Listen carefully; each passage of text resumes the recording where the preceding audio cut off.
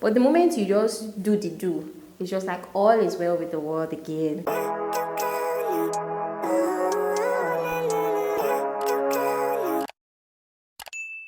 Hey guys, welcome back to my channel. If you're a new subscriber, thank you so much for subscribing, and I hope to continue seeing you in my future videos.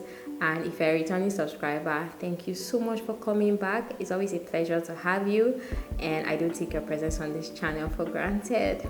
And if you're still on the fence, please go ahead, join the subscribing team and click on the subscribe button, and also don't forget to turn on your notification bell so you get notified whenever I put out new videos. And feel free to check my previous uploads, and I'm sure you enjoy them and be blessed by them. Today's video is actually going to be like a wife chat.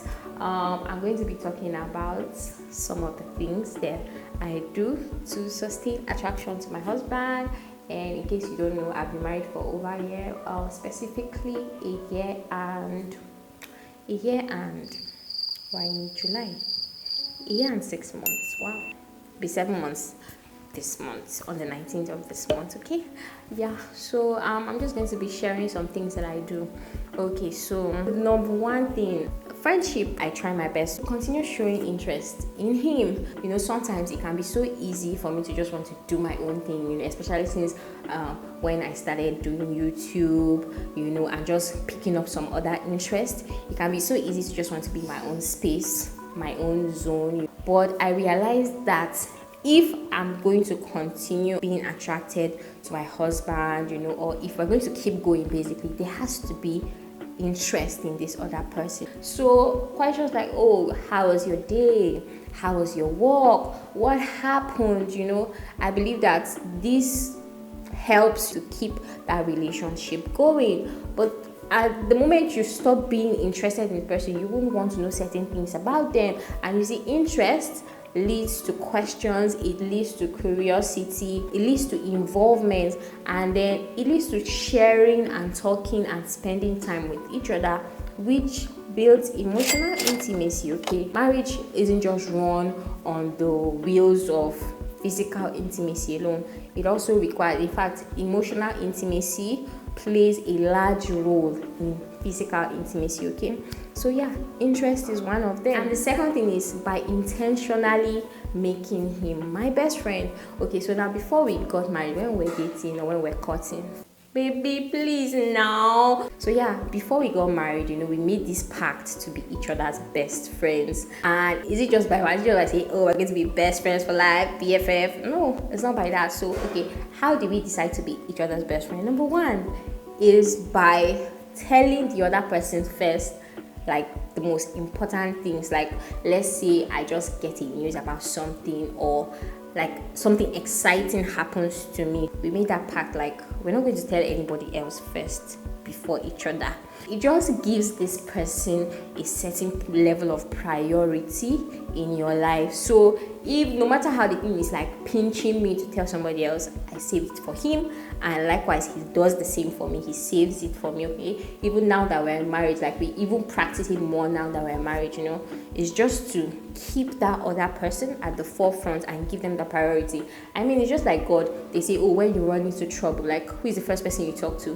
Do you first of all go and look for solution in A, B, C, D, then before you now remember, like, oh God? Or when you're happy, do you get, who do you want to share in your joy first? Is it like other people before you now remember God or remember the Holy Spirit inside of you? You know, so I guess that kind of also applies in marriage as well. You know? Vulnerability is another thing. Like, see, I cannot see, like, even if I say that nobody else knows me, you know, nobody else knows certain things about me, I can definitely say that my husband is one person that I'm comfortable. And sometimes it may be difficult, sometimes it may be hard, but you just have to make it a practice, because it's that person that you share most of yourself with. That's who you are more bonded with. I try as much as possible to be vulnerable with him, and he does the same with me. Even when you make mistakes, you know, like just the same way the Bible says that if we confess our sins to God, you know that he's faithful and just to forgive us and cleanse us of all unrighteousness.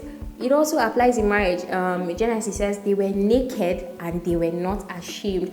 You know, people think that, oh, the reason why we are asked to confess to God is just so that, oh, we can come and report ourselves and say, oh God, I did this.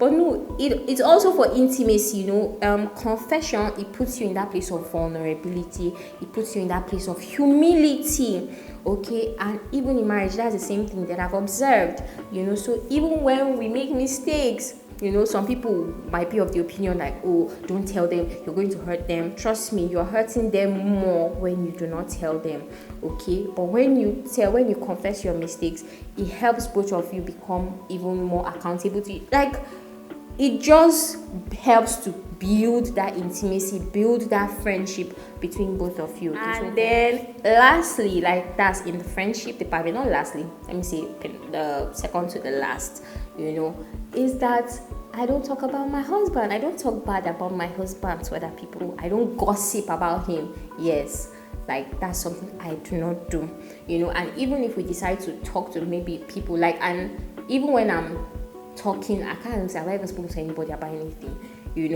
but yeah, I do so respectfully. Okay, that's very, very important, because this is somebody that you sleep with. This is somebody that you share so many things with, so I think that they deserve a certain level of honor.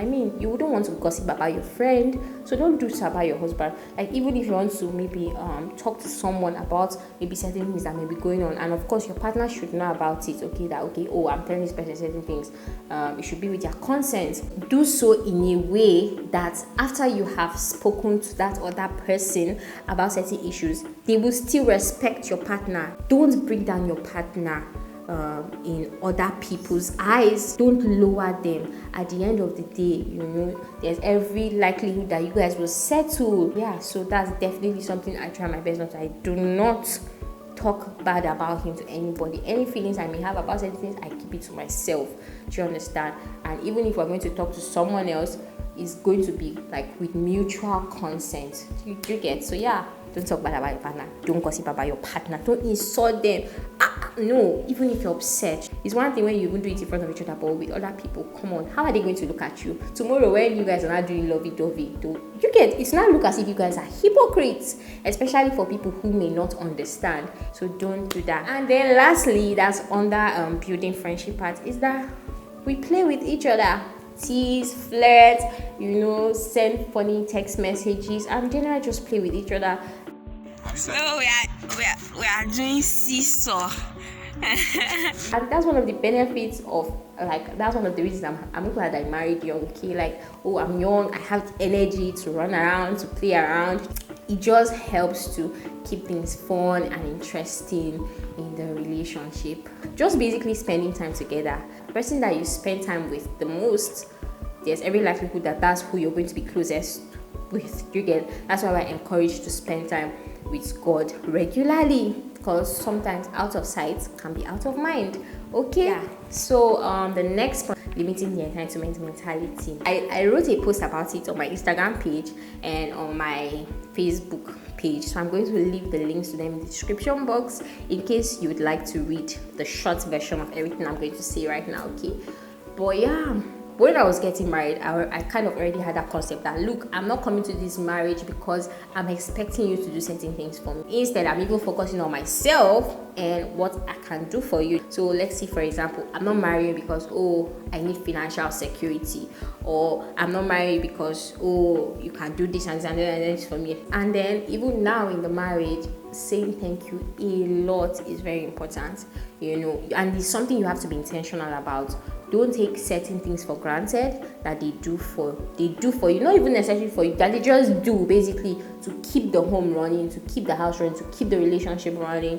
So let's say your husband washes the dishes for you or something like that, or he cleans the house or whatever it is, or he washes the curtains, any example you can come up with.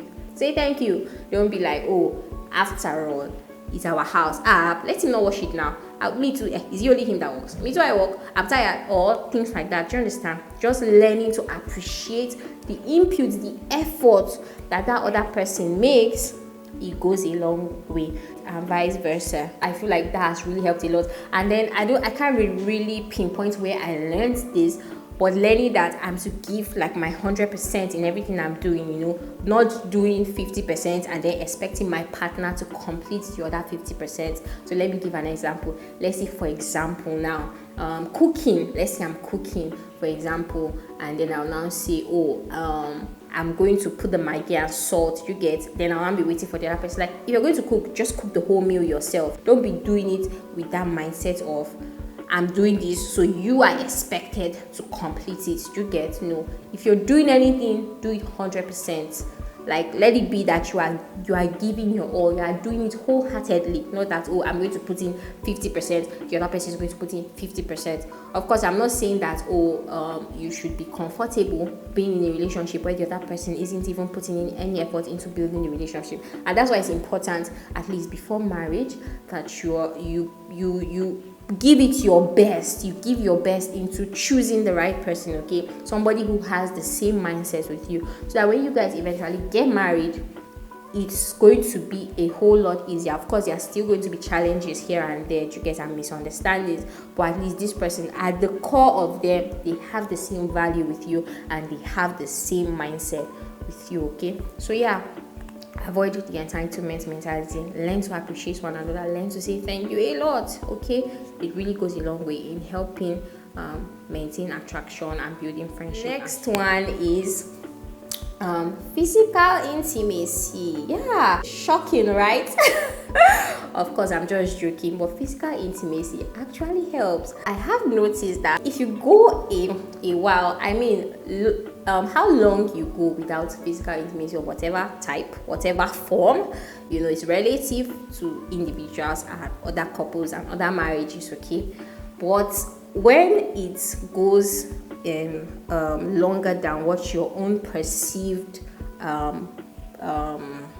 duration is, I have noticed too, I don't know about if you're watching this and you're a wife, please let me know, but I have noticed that there will just be like this undercurrent of tension, you know, like nothing is wrong, nothing happened, you didn't fight, you didn't quarrel, you get, but there'll just be this maybe slight irritation, you get, but the moment you just do the do, it's just like all is well with the world again. You know, you're loving up on each other, you know, you're the most beautiful woman in the world and all that, okay? So physical intimacy does help a lot. Like, it does help a lot.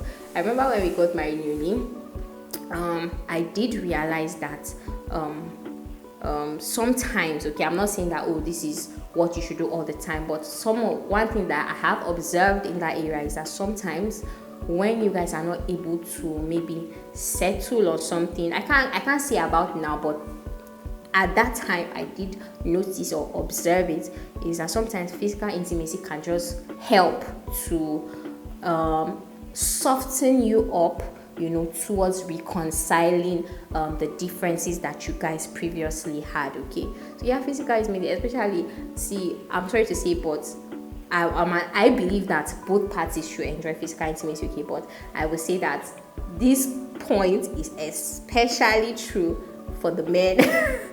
I'm serious, for the men. You know, it just makes your husband just like you more suddenly. It just appreciates you. It just likes, let me just use that way, it just likes you more, you get, just because you guys are doing the do. The last point is forgiveness. Very, very important. I mean, sometimes you just want to hold on to your pain, you know, you just want to hold on to the anger, you know, but forgiveness does truly help the friendship, it helps the marriage, it helps the relationship, you know. So as much as you can, just try your best. Sometimes it may not be easy, you know, you can pray and say, oh God, help me. And sometimes it's just as easy as making that choice, that decision instantly and saying, I forgive you, you know. But the moment you just decide to hold it in a little bit longer, it may be a lot more difficult letting it go, okay? And yeah, I mean, you don't want to spend most of your time that you're supposed to use to be loving up on each other, as my mother-in-law will say, you know, like, oh, be loving up on each other, or like do that a lot, you get. And it's so true, especially when you're best friends with the person and you enjoy each other's company, you get, and like you do a lot of things together, like you spend most of your time together. I mean, it's easier said than done, right? Yeah, but forgiveness truly does. So yeah, that's just what I wanted to share with you guys, you know. And yeah, that's it. I hope you enjoyed the video. I hope you took away some things, and if you did, please let me know in the comment section. Thank you so much for those of you that have left nice comments in the previous videos that I have released. Is really motivating, honestly speaking. It helps me know that okay, the person on the other end of the device is connecting with what I'm saying. Okay, so thank you so much for leaving nice comments, encouraging comments. Please continue to do so, don't stop. Okay, only keep getting better and better. And if you still haven't subscribed already, please go ahead and subscribe. And please feel free to tell me what kind of videos you like to see. I mean, I do have my own ideas and thoughts on the kind of videos that I would like to put out in future. But let me know the kind of videos that you would like to see. Maybe I don't know what kind of situation you are in. Maybe there's just some kind of content that you like to see. Feel free to leave the suggestions in the comment box. And if you haven't given the video a thumbs up, give the video a thumbs up. Even if you did not like the topic, come on, look for something that you liked. And even if you don't like anything, just appreciate my efforts and please give the video a thumbs up. Okay, thank you so much. And yeah, subscribe if I haven't said that already. Please subscribe. Thank you so much for watching. I'll see you in my next video, and don't forget to check out my other videos. The link to them will be in the description box. Plus, I don't have much videos on my channel yet, so it shouldn't be hard navigating through all of them. Thank you so much for watching. I'll see you in my next video.